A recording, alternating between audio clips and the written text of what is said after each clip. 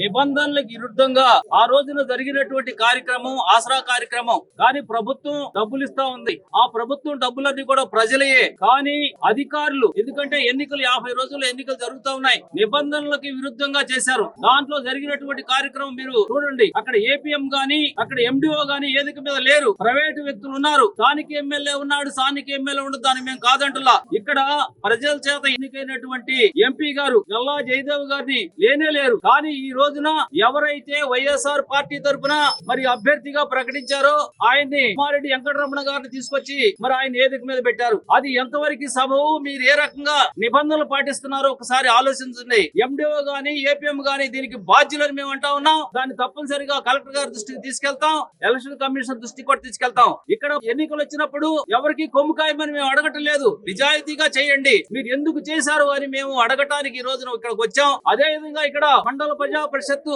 మరి సర్వసభ్య సమావేశం జరిగింది. సర్వసభ్య సమావేశంలో ఎవరుండాలో కూడా నిబంధనలు ఎండిఓకి తెలియదా? మరి ఆ రోజు వెంకటరమణ గారు గాని ఇక్కడ కోటా శ్రీనివాసరావు గారు చేసినటువంటి చర్యలు మీరు ఒకసారి ఆలోచన చేసుకుని చేయండి.